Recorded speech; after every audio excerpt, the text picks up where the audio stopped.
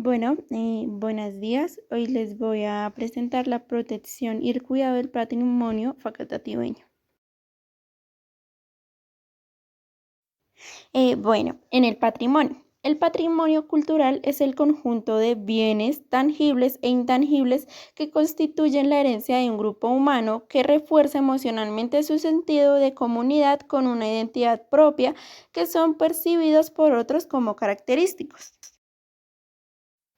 Se entiende por patrimonio cultural al conjunto y variedad de bienes que son tangibles o intangibles, los cuales conforman la herencia de un patrimonio humano y estos deben de transmitirse de generación en generación. El patrimonio cultural se divide en dos tipos, tangible e intangible. El patrimonio tangible es la expresión de las culturas a través de grandes realizaciones materiales. A su vez, el patrimonio tangible se puede clasificar en mueble e inmueble, las tradiciones o expresiones vivas heredadas de nuestros antepasados y transmitidas a los descendientes, artes de espectáculo, prácticas relativas a la naturaleza, sabiduría y técnicas artesanas, entre otras, son algunos ejemplos de patrimonio cultural inmaterial.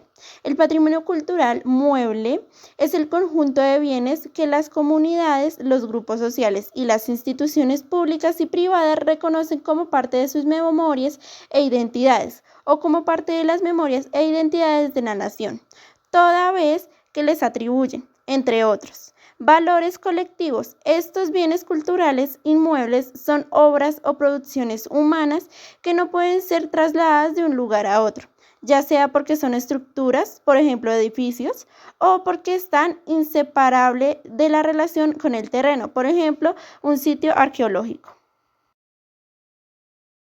Consejos para conservar el patrimonio. 1. La conservación preventiva. La conservación preventiva se ocupa de todos los objetos del patrimonio, independientemente de lo que estén en buen estado o de que sean víctimas de un deterioro progresivo. Su finalidad es protegerlos de toda clase de agresión naturales o humanas, utilizando un conjunto de medidas y realizando actuaciones que tienen como objetivo evitar y minimizar el deterioro o pérdidas que se produzcan a bienes culturales. Los agentes del deterioro se inscriben en el contexto o en el entorno del bien cultural, pero más a menudo en el de una colección, sea cual sea su antigüedad y su estado. Estas medidas y acciones son indirectas, no interfieren con los materiales y estructuras de los bienes ni modifican su apariencia. Aquí también tenemos los aspectos a tener en cuenta en la conservación preventiva. A. Reconocer y prever los efectos del ambiente y del medio ambiente, tanto clima, microclima, iluminación, contaminantes atmosféricos, biodeterioro, entre otras, sobre las colecciones, tanto si son lentos, rápidos, humanos, naturales. B. Definir claramente los riesgos del deterioro actuales y potenciales al fin de evaluar las prioridades y las necesidades de una posible actuación. C. Concebir y ejecutar estas intervenciones teniendo en cuenta los medios reales y disponibles. D. Planificar y realizar programas regulares de inspección y de mantenimiento de las colecciones y de los bienes culturales en general. E. Elaborar planes de urgencia y de emergencia en casos de incendios, inundaciones, infecciones biológicas, catástrofes naturales, entre muchas más. Y por último, formar a los diferentes responsables de las colecciones y al personal que de una manera u otra se relacionan con las mismas para que puedan valorar los métodos pasivos de protección del patrimonio. Segundo, mantener limpias todas las áreas públicas. Tercero, conservar todas las culturas. Cuarto, sancionar a las personas que realicen algún daño físico a la comunidad.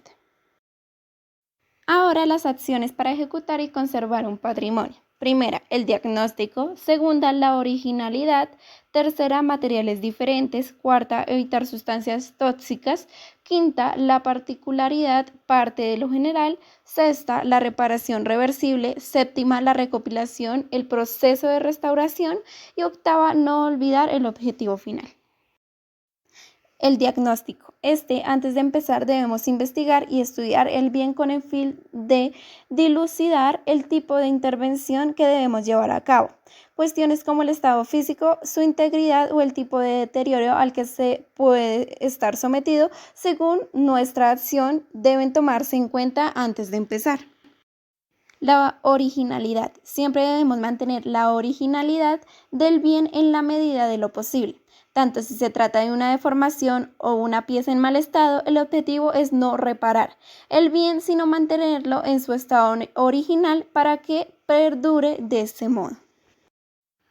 Materiales diferentes. Si nos vemos obligados a dañar partes suprimidas o perdidas en un bien, estas partes deben diferenciarse visualmente de la parte original. Hay que diferenciar lo original de lo restaurado. Es mejor restaurar a reconstruir. Evitar sustancias tóxicas. No solo me refiero a tóxicas para el medio, sino para el objeto, que no tienen que ser lo mismo. No debemos usar materiales que puedan poner en peligro el bien, lo mismo que con sustancias. Debemos prestar atención a los materiales, no utilizar materiales agresivos para la restauración.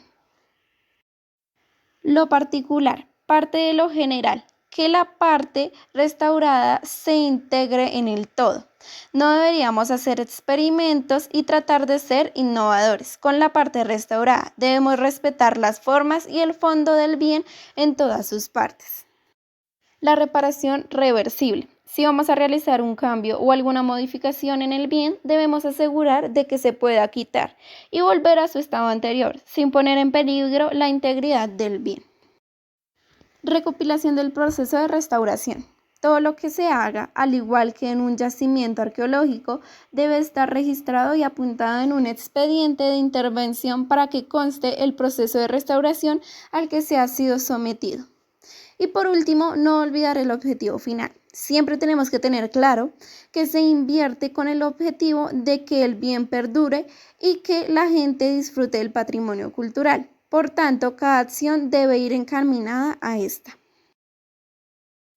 ¿Cuáles son las medidas que hay en el patrimonio de Facatativá? Está totalmente prohibido realizar fogatas al interior del parque, está prohibido realizar actividades de montañismo, no se permite realizar deportes en los abrigos rocosos, los niños menores deben estar acompañados de un adulto. También está prohibido el ingreso de bebidas alcohólicas al parque. La fauna y flora que se encuentra en el parque arqueológico debe ser protegida y no se puede extraer del ecosistema. Se debe depositar la basura en el sitio respectivo. También se tiene que atender a la señalización. No debemos ingresar mascotas que pongan en peligro la fauna y debemos seguir las recomendaciones del administrador del parque. Bueno, muchísimas gracias por su atención y recuerden siempre cuidar su patrimonio.